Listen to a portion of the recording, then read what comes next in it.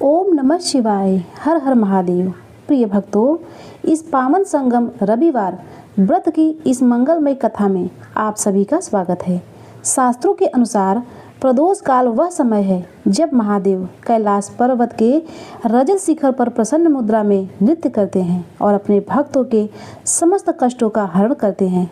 विशेष रूप से रविवार को आने वाला यह प्रदोष व्रत न केवल भगवान शिव बल्कि सूर्य देव की ऊर्जा से भी ओतप्रोत है।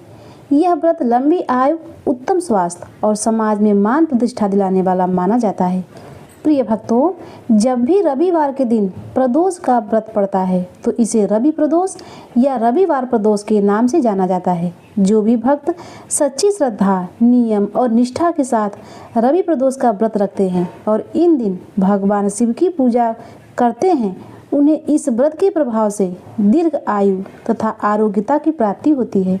भगवान शिव अपने भक्तों के सभी मनोरथ पूर्ण करते हैं। प्रदोष का व्रत प्रत्येक माह के कृष्ण पक्ष और शुक्ल पक्ष की त्रयोदशी तिथि को किया जाता है। प्रदोष काल के समय इस व्रत का पूजन करना अत्यंत फलदायी माना गया है। यह व्रत भगवान शिव की कृपा प्राप्त करने का और उन्हें प्रसन्न करने के लिए किया जाता है। इस व्रत को स्त्री या पुरुष कोई भी कर सकता है। शास्त्रों के अनुसार प्रदोष के कम से कम 11 या 26 व्रत करने चाहिए। इसके पश्चात आप चाहें तो आगे जारी रख सकते हैं, अन्यथा विधि विधान से व्रत का उद्यापन करना चाहिए। तो आइए प्रिय भक्तों, सुनते हैं रवि प्रदोष व्रत की कथा। तो प्रेम से बोलिए भगवान भोलेनाथ की जय, माता पार्वती की जय।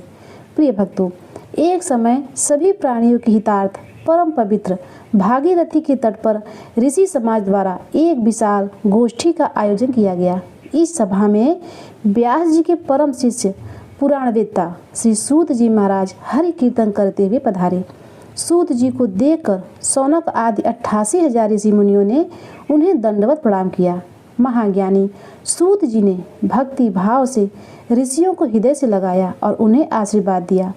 विद्वान ऋषि और सभी शिष्य आसन पर विराजमान हो गए। मुनिगण विनीत भाव से पूछने लगे, हे परम दयालु, कलिकाल में भगवान शंकर की भक्ति किस आराधना द्वारा सुलभ होगी? कृपया हमें बताने की कृपा करें, क्योंकि कलयुग में प्राणी पाप कर्मों में लिप्त होकर वेद शास्त्रों से विमुख रहेंगे। दीन जन अनेकों कष्टों से त्रस्त रहेंगे। हे मुनिश्रेष्ठ, कलिकाल में सत्कर्म की ओर किसी की रुचि नहीं होगी। जब पुण्य क्षीण हो जाएगा तो मनुष्य की बुद्धि असम कर्मों की ओर प्रेरित होगा। इस भूमंडल पर जो ज्ञानी होकर भी ज्ञान की शिक्षा नहीं देता, उस पर परम पिता परमेश्वर कभी प्रसन्न नहीं होते। अतः हे महामुने, ऐसा कौन सा उत्तम व्रत है जिससे मनवांछित फल की प्राप्ति होती है? श्री सूत जी कहने लगे, हे मुनिश्रेष्ठों, आप धन्यवाद के पात्र हैं। आपके विचार सराहनीय और प्रशंसनीय हैं। आप वैष्णवों में अग्रगण्य हैं, क्योंकि आपके हृदय में सदा परहित की भावना रहती है। इसीलिए हे ऋषियों, सुनिए, मैं उस व्रत को कहता हूँ जिसके करने से सभी पाप नष्ट हो जाते हैं। यह व्रत धन वृद्धि कारक, दुख विनाशक, सुख शांति और संतान देने वाला है। यह वही परम श्रेष्ठ उपदेश है जो भगवान शंकर ने माता सती को सुनाया था। सूत जी ने आगे कहा, आयु वृद्धि और स्वास्थ्य लाभ हेतु रवि प्रदोष का व्रत करें। इसकी विधि इस प्रकार है। प्रातः स्नान कर निराहार रहकर शिव जी के ध्यान में मग्न रहे। शिव मंदिर जाकर शंकर जी की पूजा करें। पूजा के पश्चात मस्तक पर त्रिपुंड धारण करें। बेल पत्र, धूप दीप और अक्षत चढ़ाएं। ऋतु फल अर्पित करें और ओम नमः शिवाय मंत्र का रुद्राक्ष की माला से जप करें। सामर्थ्य के अनुसार ब्राह्मणों को भोजन कराकर दक्षिणा दें। व्रती को सत्य भाषण करना चाहिए और पृथ्वी पर शयन करना चाहिए। श्रावण मास में इस व्रत का विशेष महत्व है। सौनक आदि ऋषि बोले, हे महामते, आपने यह व्रत मंगलप्रद और कष्ट निवारक बताया है। कृपया यह भी बताएं कि यह व्रत प्राचीन काल में किसने किया और उसे क्या फल मिला? सूत जी बोले, हे ज्ञानियों, एक ग्राम में एक अत्यंत दीन ब्राह्मण निवास करता था। उसकी साध्वी स्त्री नियम से प्रदोष व्रत किया करती थी। उनका एक ही पुत्र था। एक समय वह बालक गंगा स्नान के लिए गया, जहाँ मार्ग में उसे चोर ने घेर लिया। चोरों ने उससे धन मांगा तो बालक ने दीन भाव से कहा, हे बंधुओं, हम अत्यंत निर्धन हैं, हमारे पास धन कहाँ? चोरों ने उसकी पोटली देखी तो उसमें केवल माता की दी हुई रोटियां थी। चोरों ने उसे दयावश छोड़ दिया। बालक चलते चलते एक नगर में पहुंचा और थक कर बरगद के पेड़ की छाया में सो गया। उसी समय नगर के सिपाही चोरों की खोज करते हुए वहां आए और बालक को चोर समझकर राजा के पास ले गए। राजा ने उसे कारावास में डाल दिया। उधर बालक की माता भगवान शिव का प्रदोष व्रत कर रही थी। उसी रात्रि राजा को स्वप्न हुआ कि वह बालक निर्दोष है, उसे शीघ्र ही छोड़ दो, अन्यथा तुम्हारा वैभव और राज नष्ट हो जाएगा। प्रातः काल ने बालक से सारा वृत्तांत पूछा और सच्चाई जानकर उसे मुक्त कर दिया। राजा ने बालक के माता पिता को बुलाया और उनकी दरिद्रता देखकर उन्हें 5 गांव दान में दे दिए। शिव जी की दया से ब्राह्मण परिवार सुखी हो गया। इस प्रकार जो भी इस रवि प्रदोष को करता है उसे सुख समृद्धि और आनंद की प्राप्ति होती है। तो एक बार प्रेम से बोलिए भगवान भोलेनाथ की जय, माता पार्वती की जय। प्रिय भक्तों, अब आइए सुनते हैं प्रदोष व्रत की दूसरी कथा। एक समय विदर्भ देश में सत्यरथ नाम से प्रसिद्ध एक राजा थे। वे सदैव धर्मों में तत्पर, धीर, सुशील और सत्य प्रतिज्ञ थे। वे धर्म पूर्वक पृथ्वी का पालन करते थे और ऐसे बहुत सारे सुखमय समय बीत चुका था। उसके बाद अचानक एक दिन साल्व देश के राजाओं ने इस विदर्भ नगर पर आक्रमण कर दिया। यह देखकर विदर्भ राजा विशाल सेना के साथ युद्ध में उतर पड़े। दुर्भाग्य से साल्वों की बहुत बड़ी सेना मारी गई, लेकिन अंत में विदर्भ राजा भी उनके हाथों से मारे गए। उनका भयंकर पराजय हुआ। मंत्रियों सहित उस महारथी वीर राजा के मारे जाने पर मरने से बचे हुए सैनिक भी चले गए और उस समय विदर्भ राजा सत्यरथ की पतिव्रता पत्नी अत्यंत शोकग्रस्त हो गई और उसी क्षण वह राजभवन से निकलकर पश्चिम दिशा की ओर चली गई। वह गर्भवती थी। प्रातःकाल होने पर धीरे धीरे मार्ग से जाते हुए उस साध्वी रानी ने बहुत दूर का रास्ता तय कर लिया और उसके बाद वह एक स्वच्छ तालाब पर पहुंची। तालाब के किनारे एक वृक्ष था। वह उस वृक्ष के नीचे बैठ गई। उस समय वह रानी गर्भवती थी और उस पतिव्रता रानी ने उत्तम गुणों से युक्त शुभ मुहूर्त में एक पुत्र को जन्म दिया। तत्पश्चात वह रानी जल पीने की इच्छा से उस जलाशय में उतरी और उसी क्षण एक मगरमच्छ ने आकर उसे अपना ग्रास बना लिया। इस प्रकार वह बालक जन्म लेते ही माता से विहीन हो गया। भूख और प्यास से पीड़ित होकर वह सरोवर के किनारे जोर जोर से रोने लगा। जब वह इस प्रकार क्रंदन कर रहा था तो उसी समय भाग्यवश एक श्रेष्ठ ब्राह्मणी वहां पहुंची। उसकी गोद में भी 1 वर्ष का बालक था। वह निर्धन और विधवा थी। घर घर भीख मांगकर जीवन निर्वाह किया करती थी। उसका नाम उमा था। जब उस ब्राह्मणी ने उस राजकुमार को देखा तो उसे बड़ी दया आ गई और उसने मन ही मन विचार किया कि ओह, यह तो बड़े आश्चर्य की बात है। यह नवजात शिशु जिसकी नाल भी अभी नहीं कटी हुई है, वह पड़ा हुआ है। न जाने इसकी माता कहाँ चली गई, इसका पिता कौन है। यह दीन अनाथ बालक बिना बिस्तर से भूमि पर सोया हुआ है। न जाने यह चांडाल का पुत्र है या शूद्र का, वैश्य बालक है या ब्राह्मण का या फिर क्षत्रिय का। कैसे इसका निश्चय किया जाए। मैं इस शिशु को उठाकर अपने सगे पुत्र की तरह पालन अवश्य कर सकती हूँ, लेकिन यह किस कुल का है यह मुझे नहीं पता और इसीलिए इसे छूने का साहस नहीं हो रहा है। जब वह इस प्रकार सोच रही थी उसी समय कोई सन्यासी महात्मा वहां पर आ गए। वह ऐसे लग रहे थे मानो साक्षात भगवान शिव थे। उस श्रेष्ठ भिक्षुक सन्यासी ने उस स्त्री से कहा, हे ब्राह्मणी, चिंता मत करो, हृदय की सारी वृत्ति को दूर कर दो और इस बालक की रक्षा करो।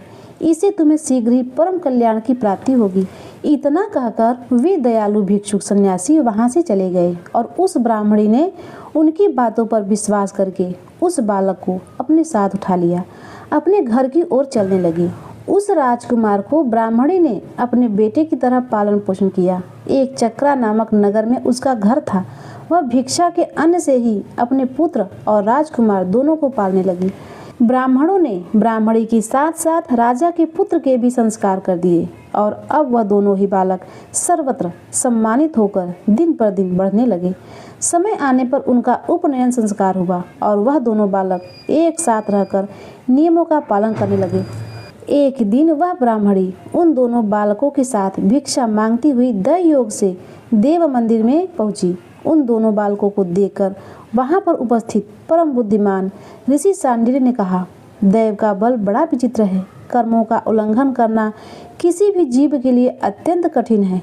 देखो ना, यह बालक दूसरी माता के शरण लेकर भिक्षा से जीवन निर्वाह कर रहा है। इस ब्राह्मणी को श्रेष्ठ माता के रूप में पाकर ब्राह्मण बालक के साथ साथ ब्राह्मण भाव को प्राप्त हो गया है। जब उस ब्राह्मणी ने ऋषि शांडिल्य के यह वचन सुने तो उसे अत्यंत आश्चर्य हुआ। उसने भरी सभा में मुनि को प्रणाम करके पूछा, हे ब्राह्मण देव, एक सन्यासी के कहने से ही मैं इस बालक को अपने घर ले आई थी। यद्यपि अभी तक मुझे इसके कुल का पता नहीं लगा, फिर भी मैं पुत्र की भांति इसका पालन पोषण करती हूँ। यह सुनकर ऋषि शांडिल्य ने कहा, इस राजकुमार के पिता विदर्भ के पूर्व जन्म में शांडिल्य देश के राजा थे। एक दिन प्रदोष काल में राजा भगवान शंकर की पूजा कर रहे थे और भक्ति भाव से भगवान शिव की आराधना में संलग्न थे। उसी समय नगर में कोलाहल मच गया। उस उत्कट शब्द को सुनकर राजा ने बीच में ही भगवान शिव की पूजा छोड़ दी और नगर में क्षोभ फैलाने की आशंका से राजभवन से बाहर आ गए। उसी समय राजा का महाबली मंत्री शत्रु को पकड़कर उनके पास ले आया। वह शत्रु पांड्य राजा का भी सामंत था। उसे देखकर राजा ने क्रोधपूर्वक उसका मस्तक काट दिया। शिव पूजा छोड़कर नियम को समाप्त किए बिना राजा ने रात्रि में भोजन भी कर लिया और इसी प्रकार राजकुमार भी प्रदोष काल में शिव की पूजा किए बिना ही भोजन करके सो गया। वहीं राजा दूसरे जन्म में विदर्भ राज हुआ। शिव की पूजा में विघ्न होने के कारण शत्रुओं ने उसके सुख भोग के बीच में ही मार डाला। पूर्व जन्म में जो उसका पुत्र था वही इस जन्म में भी हुआ है। शिव जी की पूजा का उल्लंघन करने के कारण वह दरिद्रता को प्राप्त हुआ। इसकी माता ने पूर्व जन्म में छल से अपनी सौतन को मार डाला था और उस महान पाप के कारण वह इस जन्म में ग्रह के द्वारा मारी गई। हे ब्राह्मणी, अब मैं तुम्हें सत्य वचन कहने जा रहा हूँ, ध्यान पूर्वक सुनना। इस भयंकर असार संसार को प्राप्त हुए जीव के लिए ईश्वर के चरणाबिंदों की सेवा ही सार वस्तु है। जो प्रदोष काल में अनन्य चित्त होकर परमेश्वर के चरणाबिंदों की पूजा करते हैं वे संसार में सदैव बढ़ने वाले धन धान्य स्त्री पुत्र सौभाग्य और संपत्ति के द्वारा सबसे बढ़कर बन जाते हैं। तुम्हारा यह पुत्र भी पूर्व जन्म में उत्तम ब्राह्मण था। इसने संपूर्ण आयु केवल दान लेने में बिताई है, यज्ञ आदि सत्कर्म नहीं किए और इसीलिए वह दरिद्रता को प्राप्त हुआ है। उस दोष का निवारण करने के लिए अब उसे भगवान शंकर की सेवा में जाना चाहिए। यह सुनकर ब्राह्मणी ने कहा, हे मुनिवर, कृपया आप शिव पूजन की संपूर्ण विधि और उसका क्रम बताइए कि किस प्रकार प्रदोष काल में भगवान शिव की पूजा करके ये दोनों बालक अपने अपने दोषों से मुक्त हो सकते हैं। ब्राह्मणी ने इस प्रकार पूछने पर ऋषि शांडिल्य ने कहा, दोनों पक्षों की त्रयोदशी को मनुष्य जब तक निराहार रहे तब तक सूर्यास्त से 3 घड़ी पहले स्नान करे, फिर श्वेत वस्त्र धारण करके धीर पुरुष संध्या और जप इत्यादि नित्य कर्म की विधि पूरी करके मौन होकर शास्त्र विधि का पालन करते हुए भगवान शिव की पूजा आरंभ करे। भगवान विग्रह के आगे ही भूमि को शुद्ध जल से भली भांति लीप पोत कर सुंदर मंडप बनाए। धौत वस्त्र इत्यादि द्वारा उस मंडप को चारों ओर से घेर दे। ऊपर से चंदोबा लगाकर फल फूल और नवीन अंकुरों से उसको सजाए। मंडप के मध्य की भूमि में 5 रंगों से युक्त विचित्र कमल अंकित करके उस पर सुस्थिर आसन बिछाकर बैठे और हृदय में भक्ति भाव से युक्त होकर पूजा की सभी सामग्रियों के साथ भगवान शिव की पूजा अर्चना करें। पूर्ण मनोरथ भाव के साथ भगवान शिव की प्रार्थना करते हुए इस प्रकार कहे, हे देव, आपकी जय हो। हे सनातन शंकर, संपूर्ण देवताओं के अधीश्वर, सभी वर को देने वाले हे प्रभु, आपकी जय हो। आपके प्रसाद से मेरे यहाँ सदा आनंद रहे। समस्त पापों के भय का अपहरण करके मेरी रक्षा कीजिए। मैं महान दरिद्र के समुद्र में डूबा हुआ हूँ। बड़े बड़े पापों से मुझे आक्रांत किया है। कृपया मुझ पर प्रसन्न होइए। एक निर्धन व्यक्ति को इस प्रकार भगवान शिव से प्रार्थना करनी चाहिए। जो धनार्थी हैं अथवा राजा हैं उन्हें भगवान शिव की प्रार्थना करते हुए इस प्रकार कहना चाहिए, हे भगवान शिव, आपकी कृपा से मेरी समृद्धि बनी रहे।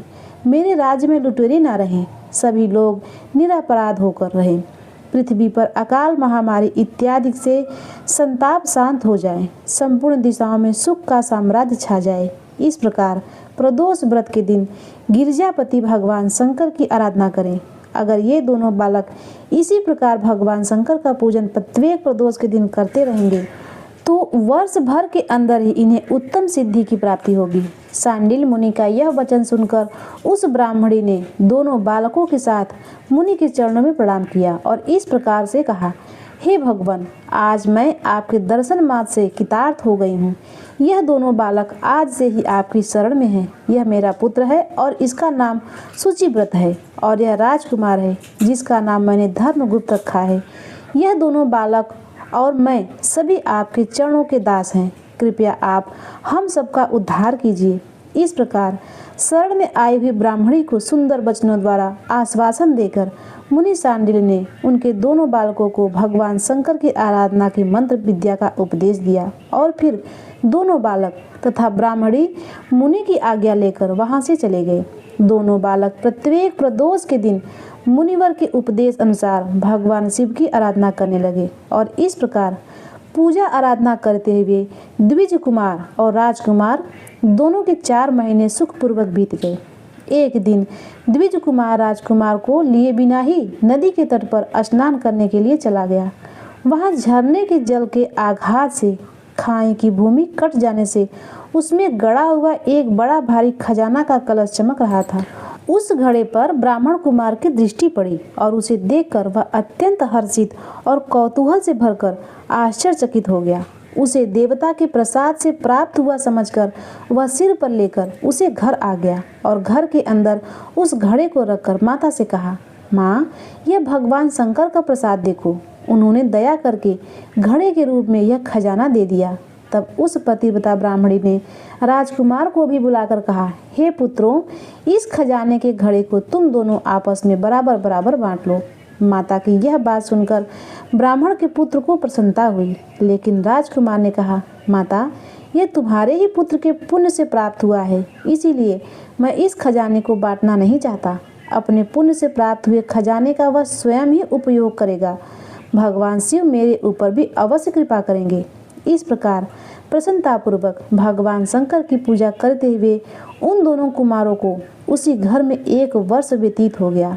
एक दिन राजकुमार उस ब्राह्मण कुमार के साथ वसंत ऋतु में वन में भ्रमण करने के लिए गया। कुछ दूर जाने पर उन्होंने सैकड़ों गंधर्व कन्याओं को परस्पर क्रीड़ा करते हुए देखा। उन्हें देखकर ब्राह्मण कुमार ने दूर से ही राजकुमार से कहा, यहाँ से आगे जाना उचित नहीं है, क्योंकि उधर स्त्रियां विहार कर रही हैं। यह रमणीय छल करने वाली और वाणी द्वारा अनुनयन विनय करने में कुशल होती हैं। यह पुरुषों को अपने दृष्टि मात्र से मोहित कर लेती हैं। इसीलिए अपने धर्म पर तत्पर ब्रह्मचारी कभी भी स्त्रियों के समीप जाकर उनके साथ वार्तालाप न करें। ऐसा कहकर ब्राह्मण कुमार वहां से चला गया और दूर जाकर खड़ा हो गया। लेकिन राजकुमार अकेला ही निर्भय होकर स्त्रियों के उस क्रीड़ा स्थली की ओर चला गया। उन गंधर्व कन्याओं में से एक ने राजकुमार को आते देखा, मन में कुछ विचार किया और सखियों से कहा, सहेलियों, यहाँ से थोड़ी ही दूर पर एक उत्तम वन है। वहाँ विचित्र चंपा, अशोक, पुन्नाग और बकुल के वृक्ष खिले हुए हैं। वहाँ जाकर तुम सब लोग फूल तोड़ो। तब तक मैं यहीं बैठी हूँ। तुम फूलों का संग्रह करके फिर यहाँ पर वापस चली आना। इस प्रकार आदेश देने पर सखियां वन के भीतर चली गई और वह गंधर्व कन्या राजकुमार पर दृष्टि लगाए हुए वहीं खड़ी रही। गंधर्व कन्या ने अपने पास आए हुए राजकुमार को बैठने के लिए कोमल पल्लवों का आसन दिया और फिर पूछा, हे कमल नयन, आप कौन हैं? किस देश से यहाँ आए हैं और किसके पुत्र हैं? इस प्रकार पूछने पर राजकुमार ने अपना संपूर्ण परिचय दिया। मैं विदर्भ राज का पुत्र हूँ। मेरे पिता और माता बचपन में ही मर गए थे और शत्रुओं ने मेरे राज्य पर अधिकार जमा लिया है और मैं दूसरे के राज्य में गुजारा कर रहा हूँ। यह सब सुनकर राजकुमार ने उस गंधर्व कन्या से पूछा, हे सुंदरी, आप कौन हैं? यहाँ आपका क्या कार्य है और आप किसकी पुत्री हैं?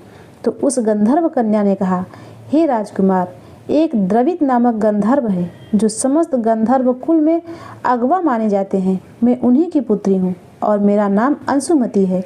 मैं आपकी अभिलाषा जान चुकी हूँ। आपका मन मेरे अंदर आसक्त हो गया है और उसी प्रकार दैव से मेरे मन भी आपके लिए उत्कंठा भर गई है। अब हम दोनों का स्नेह भंग नहीं होना चाहिए। इस प्रकार कहकर गंधर्व कुमारी ने अपने गले से मोती का हार निकालकर राजकुमार को भेंट में दे दिया। उसी प्राप्त हुए राजकुमार ने पूछा, हे भीरू, मैं एक बात कहता हूँ, मैं राज्यहीन और निर्धन हूँ, तुम मेरी प्रिया कैसे होना चाहती हो? यह सुनकर गंधर्व कन्या ने कहा, आपका कहना उचित है। मैं पिता की आज्ञा के विरुद्ध कोई कार्य नहीं करूंगी। आप इस समय घर को पधारें और परसों प्रातःकाल पुनः यहीं पर दर्शन दीजिएगा। आपसे कुछ हमारा कार्य है। इतना कहकर वह गंधर्व कन्या अपने सखियों के साथ जैसे आई थी वैसे ही चली गई। राजकुमार भी हर्षपूर्वक ब्राह्मण कुमार के पास लौट आया। उसने ब्राह्मण पुत्र से सारी बातें कही और उसके साथ घर को प्रस्थान किया। तत्पश्चात पूर्व निश्चित समय आने पर राजकुमार द्विजपुत्र के साथ वन में उसी स्थान पर गया। वहां पहुंचकर राजकुमार ने देखा कि गंधर्वराज और उसकी कन्या दोनों उपस्थित हैं। गंधर्वराज ने वहां पर आए हुए दोनों राजकुमारों को अभिवादन किया और सुंदर आसन पर बिठाकर उनसे कहा, हे विदर्भ राजकुमार, मैं कैलाश पर्वत पर गया था। वहां मैंने पार्वती जी के साथ महादेव जी के दर्शन किए। उन्होंने मुझे बुलाकर सभी देवताओं के समीप इस प्रकार कहा, पृथ्वी तल पर धर्मगुप्त नाम से प्रसिद्ध एक राजकुमार है जो इस समय अंकिचन है। उसका राज छीन लिया गया है। शत्रुओं ने उसके देश को अपने अधिकार में कर लिया है। अब वह बालक अपने गुरु की आज्ञा से सदा मेरी आराधना में संलग्न रहता है और उसी के प्रभाव से आज उसके समस्त पितृ मेरे स्वरूप को प्राप्त हो गए हैं। तुम भी उस राजकुमार की सहायता करो। अब शत्रुओं को मारकर अपने राज सिंहासन पर आसीन हो जाओ। महादेव जी की इस प्रकार आज्ञा देने पर मैं अपने घर गया। यहाँ इस कन्या ने भी तुम्हारे लिए बहुत प्रार्थना की और यह सब कुछ भगवान शिव की प्रेरणा से हो रहा है। ऐसा समझकर मैं इस कन्या को साथ लेकर यहाँ पर आया हूँ। इसीलिए अपनी पुत्री अंशुमति को मैं तुम्हें पत्नी के रूप में प्रदान करता हूँ। भगवान शिव जी की आज्ञा से शत्रुओं को मारकर तुम्हें तुम्हारा राज पर जरूर बैठाऊंगा। अपने उस नगर में तुम अपनी इस धर्म पत्नी के साथ 10,000 वर्षों तक मनवांछित सुख भोग कर अंत में भगवान शिव के लोक में जाओगे और वहाँ भी मेरी यह कन्या तुम्हारी सेवा में प्रस्तुत रहेगी। इस प्रकार कहकर गंधर्वराज ने उनकी वन में राजकुमार के साथ अपनी पुत्री का विवाह कर दिया। चंद्रमा के समान चमकीली चूड़ामणि और दमकते हुए मोतियों के मनोहर हार दिए, दिव्य आभूषण, वस्त्र, स्वर्ण से बने हुए बहुत से सामान, 10,000 हाथी, 1,00,000 नीले घोड़े और हजारों सोने के बड़े बड़े रथ प्रदान किए। अंत में एक दिव्य रथ, इंद्र के धनुष के समान विशाल धनुष, सहस्त्रों अस्त्र शस्त्र, अक्षय बाणों से भरे हुए 2 तरकस, अभेद सुवर्ण कवच और शत्रुओं का संहार करने वाली शक्ति भी दी।